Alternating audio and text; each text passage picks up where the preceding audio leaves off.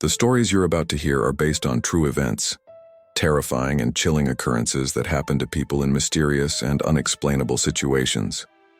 Each narrative comes from genuine accounts shared by those who lived through these horrifying moments. Get ready to dive into spine-tingling tales that defy logic and leave a lasting impression of fear.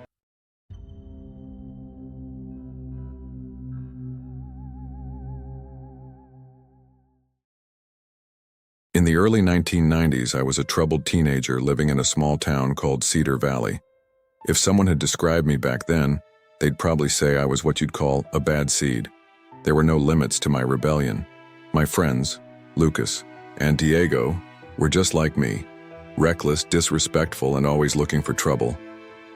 We were notorious in the neighborhood for throwing rocks at stray cats, destroying mailboxes, and stealing bikes that we'd ditch in empty lots or wooded areas after a few rides. We weren't just annoying, we were downright cruel. My parents tried everything to discipline me, but nothing worked.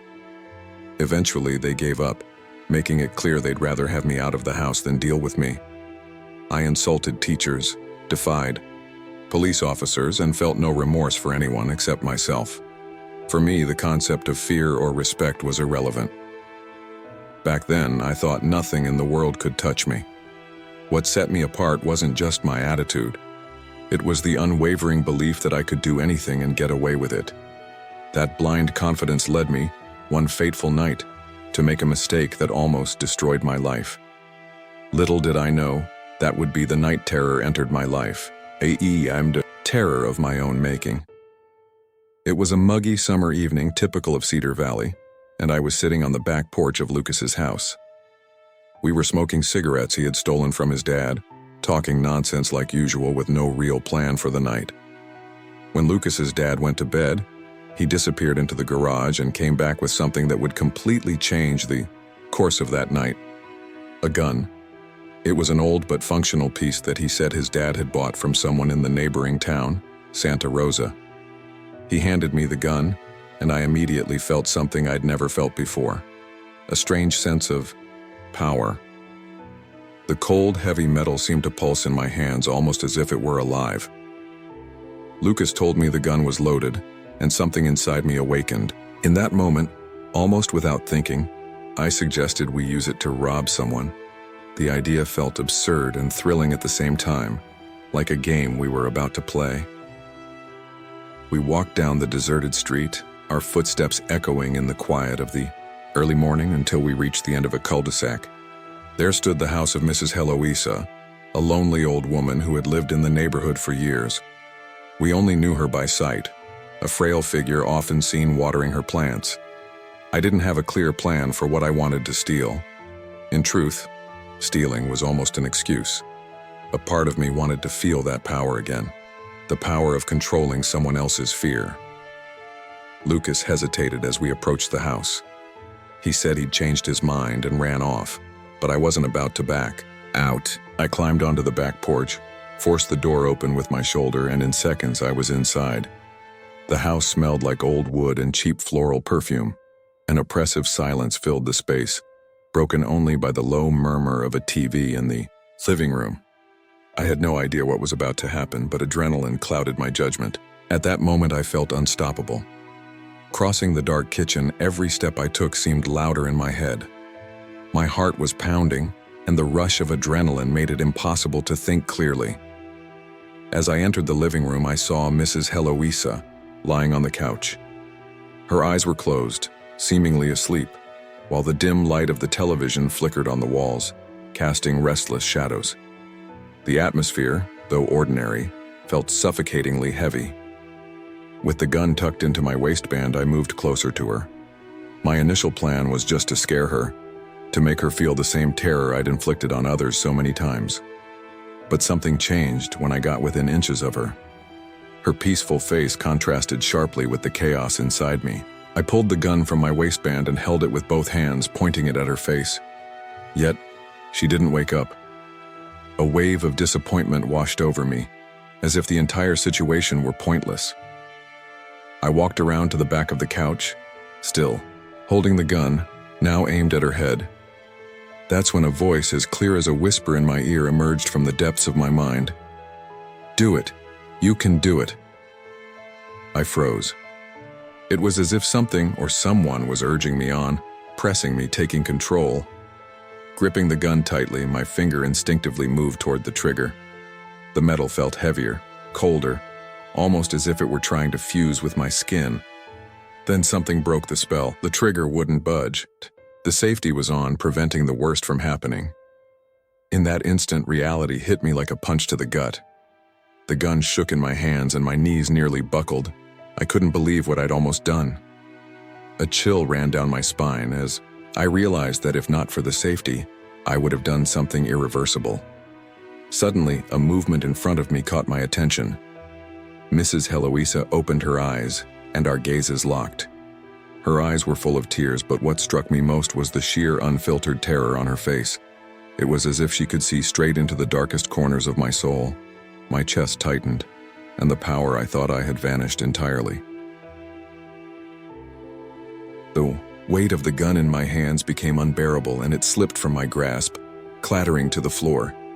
My legs felt weak, and for a moment, I thought I might collapse. But then, instinct took over.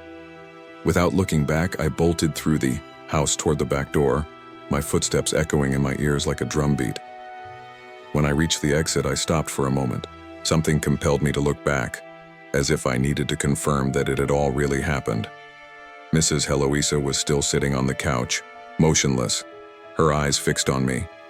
Now, in addition to fear, there was something else in her gaze. Something I couldn't decipher, but it filled me with overwhelming guilt.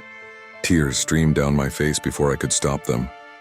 The weight of what I had nearly done was crushing. In that moment, I realized I hadn't just almost destroyed her life. I had almost destroyed my own. Trembling, I pushed the door open and ran into the dark street. The sound of the wind and my pounding footsteps seemed to mock me as my mind replayed the scene over and over. When I got home, I was out of breath, my entire body trembling. I couldn't hide my desperation from my parents as I handed over the gun and confessed through sobs. I almost did something terrible. They were silent for a few moments, shocked, before pulling me into a tight hug as I broke down in tears. It was in that moment that I knew something inside me had changed forever.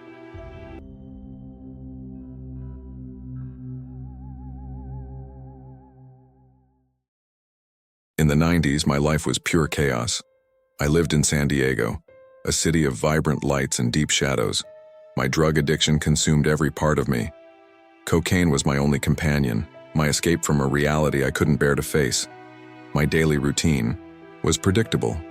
I'd wake up late with a metallic taste of hangover in my mouth, spend what little money I had on cheap food, and the rest went to my dealer, Marcus. He was dangerous but reliable, if you could pay. After that, I'd head back to my small apartment, take another hit, and repeat the cycle all over again. At that time, I wasn't thinking about the future, only about the next moment I could numb my mind. San Diego nights were a blur of neon lights, loud music, and bad decisions. I'd often drive aimlessly, my hands shaking on the wheel, trying to block out the whispers of regret that constantly followed me. I had no real friends, just acquaintances, who shared my addictions and a persistent feeling that something dark was looming over me. Despite all its brightness, the city always felt surrounded by a suffocating darkness. I lived in a rundown neighborhood full of cheap motels and 24-hour convenience stores where no one asked questions. Every corner had its own horror story, and I was just another character in this narrative of despair. But back then, I couldn't have imagined how far I'd fall, or how horrifying my life would become. One stifling July night, the kind where the heat clings to your skin and your thoughts feel as hazy as the air, I found myself wandering a deserted street in Bakersfield, looking for something to sell. My mind was restless, consumed by the need for the next high, and I couldn't go home empty-handed. That's when I saw the van. It was parked alone in front of a rundown motel, its flickering sign almost a warning that nothing good happened there. The van was old, windowless, and covered in peeling paint, almost invisible in the dim light.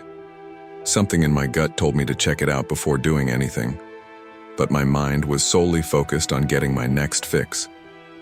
I grabbed the crowbar I always carried and went straight to the driver's door. Within minutes, I hot-wired it using a trick I'd picked up on the streets. The engine's rumble was almost a relief. Without hesitation, I floored the gas and sped off before anyone noticed. I drove for nearly an hour to a deserted area outside the city. The plan was simple. Take the van to a contact, Malik, who would appraise it, pay me cash, and leave me on some random corner. But as I drove through the oppressive emptiness of the desert, a thought crept into my mind. What might be in the back of the van? Maybe tools, maybe something valuable I could pawn. When I finally parked in an isolated spot, I got out and headed to the rear. The door was locked, which should have been my first clue that something was wrong, but I didn't think twice. With one strong blow from the crowbar, I broke the padlock. That's when I heard it, a high-pitched sound almost like a whimper coming from inside. My heart raced and a chill ran down my spine. With trembling hands, I turned on my flashlight. What I saw made my stomach turn. Inside were 4 children, tied up and gagged, lying on filthy cushions. 2 boys and 2 girls, all frail-looking and with tear-streaked faces. The horror in their eyes hit me like a punch to the chest. It was as if the world had frozen in that moment and I had no idea what to do. I could barely breathe.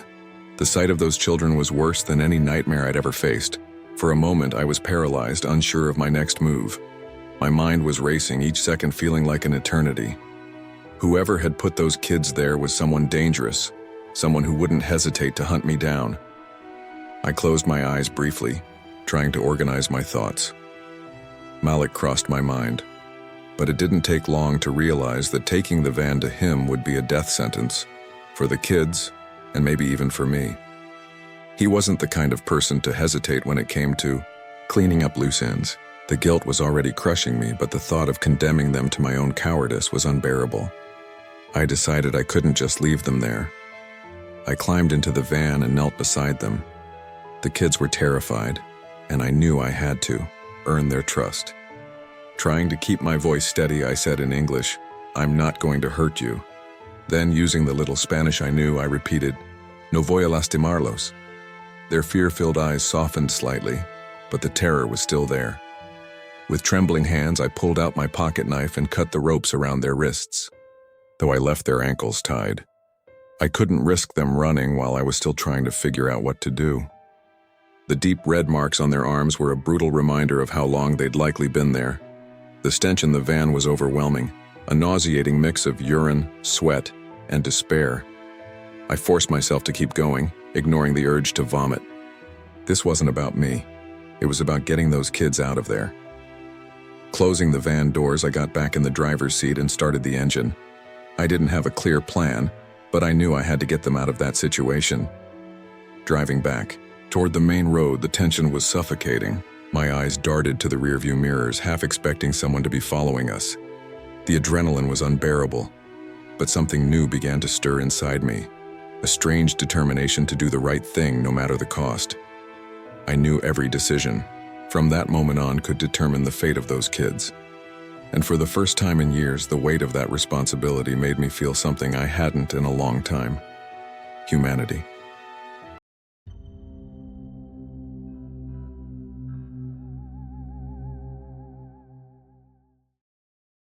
When I was a child, I lived with my grandmother in a crumbling housing complex in a town called Cedarwood.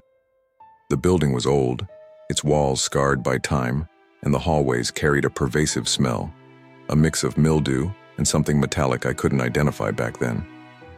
My grandmother, Donna Eliza, was everything to me. She was frail but determined, always trying to shield me from the harsh realities of that place. Life there was suffocating, but we had nowhere else to go. The building felt like something out of a nightmare. Drug dealers ruled the lower floors, and the stairwells were stained with dried blood, silent witnesses to the horrors that unfolded there. The nights were filled with terrifying sounds: screams, hurried footsteps, and sometimes the sharp echoes of gunfire reverberating through the halls. Each noise made my grandmother and me shrink back, as though we could disappear into ourselves. Over time, even fear became part of the routine. I remember clutching my grandmother tightly on certain nights, imagining the souls of those who had been dragged down the stairs. "Don't look, Arthur. Just close your eyes," she'd whisper, trying to protect me from the inescapable. The building wasn't just a structure, it felt alive, a dark, menacing presence feeding on the fear and despair of its residents. As awful as it was, that environment shaped our reality. The indifference of the other tenants served as a kind of shield, but I knew one wrong glance could send everything spiraling. Still, Donna Eliza and I managed to survive, hiding in our little bubble of silence and hope, as if it could somehow keep us safe from the hell we called home. Life in the housing complex was a constant cycle of tension, with each day darker than the last. I grew used to seeing weapons in the hallways and hearing arguments that often ended in screams, or worse, a chilling silence. There was a peculiar smell on the lower floors, a mix of chemicals and something nauseating, which I later learned was from the drugs being manufactured there. Several times I was approached by men who seemed to emerge from the shadows, trying to convince me to run a few easy errands. They wanted me to deliver small packages to other parts of the city, but I always refused, knowing it put me in danger. One of them, a man named Maurice, even threatened me once. "You think you're too smart, kid? Don't forget where you are." His voice was cold, and the glint in his eyes sent chills down my spine. Things weren't much better inside our apartment. Even locked away, we knew our door was just a symbolic barrier against the chaos outside. Many nights my grandmother and I huddled on the floor, pressing pillows against our ears to muffle the sounds of pounding and screams from the other side. Sometimes the silence that followed was even worse, as if the building itself were holding its breath, waiting for the next tragedy. As horrific as it was, I had no choice. Leaving the apartment felt like walking a tightrope over an abyss. Every step had to be calculated, every glance avoided. It was a constant game of survival, where one wrong word or the slightest mistake could be fatal. Amid all this, my only thought was keeping my grandmother safe. She was my sole reason to endure, and I would do anything to protect her from the nightmare called cedarwood.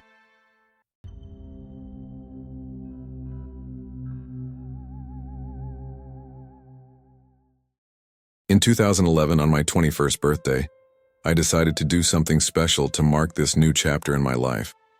I set out on a solo adventure through the mountains of Patagonia. I'd always loved backpacking and camping, but up until then, I'd never challenged myself to go it alone. To me, this was meant to be a symbol of independence and resilience. On the third day of the trip, after trekking through isolated trails and spending nights in deserted clearings, I reached my planned destination. It was an old abandoned farmhouse nestled in a field surrounded by dense forest. I had discovered the location months earlier while browsing Google Earth, and the thought of being there alone both thrilled and terrified me. My backpack carried the basics: a first aid kit, a compass, a knife, and most importantly, a Taurus 38 revolver that my father insisted I bring. He made me practice with it several times before I left, ensuring I knew how to use it if necessary. While I wasn't a fan of carrying a gun, his persistence convinced me that being prepared was the smarter choice. When I finally reached the house, I felt a mix of curiosity and unease. The structure looked like it had been abandoned for decades, with rotting wooden boards nailed over the windows and a water wheel half buried in the dirt near the entrance. Despite its desolate appearance, the place radiated a mysterious aura that inexplicably drew me in. I climbed the creaky porch steps and knocked on the door, more out of habit than expecting an answer. When no one responded, I circled the house, inspecting every detail. I saw a rusty fire escape attached to an upper floor window, and an old fridge tipped over in the tall grass. Returning to the front, I tried the doorknob. With some effort, I managed to force the door open, its hinges groaning as if it hadn't been moved in years. Before stepping inside, a chill ran down my spine, like I was being watched.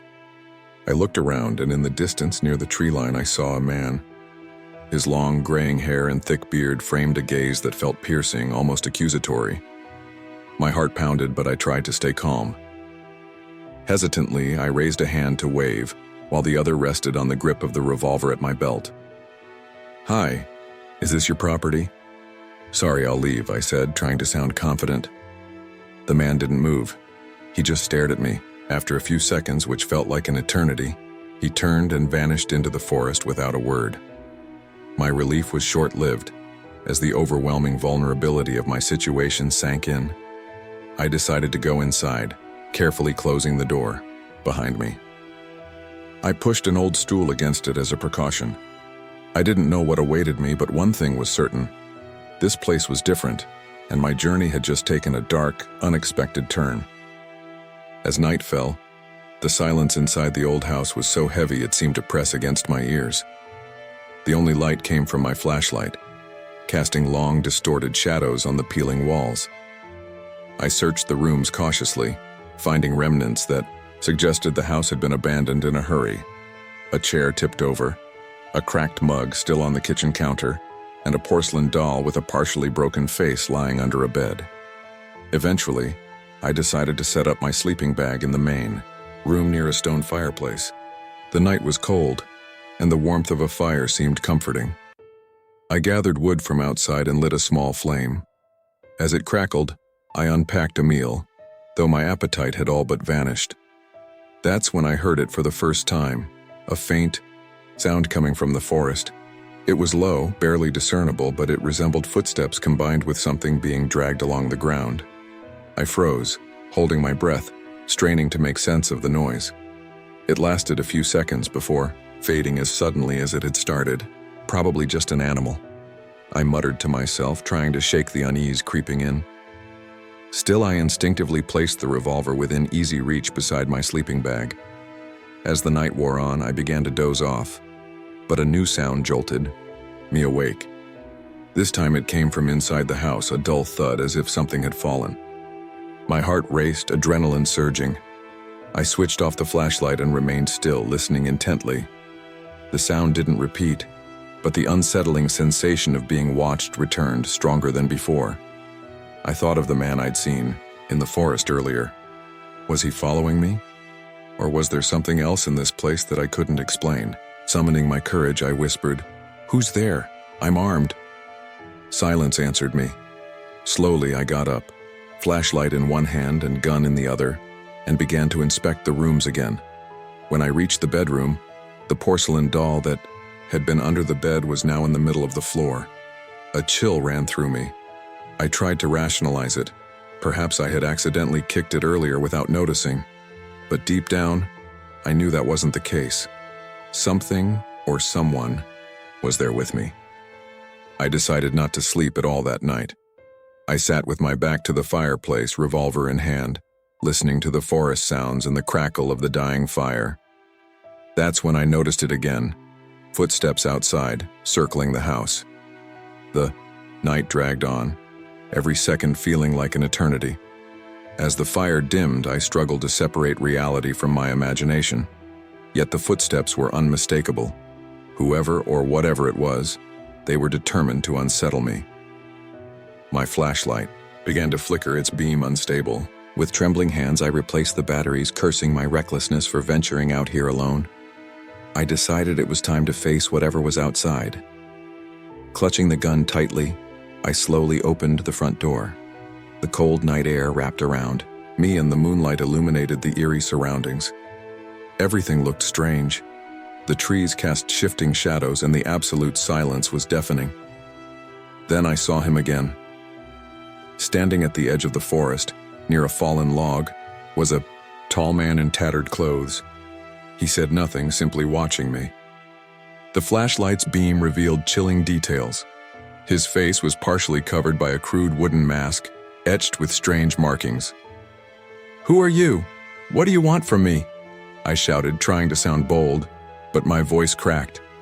He didn't answer. Slowly, he began walking toward me. Panic gripped me. I raised the gun, shouting, "Stop, I'm not kidding." But he kept coming, unfazed. When he was just a few feet away, I noticed he held something in his hands. Not a weapon, but a bizarre object made of intertwined branches and dirty rags. The tension was unbearable. My finger hovered over the trigger, trembling, but I couldn't bring myself to shoot. Suddenly he stopped, raised the object, and hurled it to the ground with a dull, muffled thud. A wave of putrid stench hit me, so strong it made me gag. Instinctively, I stepped back, covering my nose with my sleeve. When I looked again, he was gone. The clearing was empty and the forest was silent once more. I rushed back into the house, bolted the door, and tried to gather my thoughts. Carefully, I wrapped the strange object in a cloth to examine it in daylight. I didn't sleep. The smell lingered and the oppressive feeling of being watched never left. When the first rays of sunlight appeared, I packed my things hastily. It was time to leave and never return. As I walked away from the property, something made me pause. Near the rusted gate, I noticed footprints. Not human, but not animal either. They were deep, with long claws etched into the dirt. I swallowed, hard, and quickened my pace. To this day, I don't know what I encountered that night. But whenever I close my eyes, I still see that man and hear those footsteps. And the worst part is, sometimes, I still feel like I'm being watched.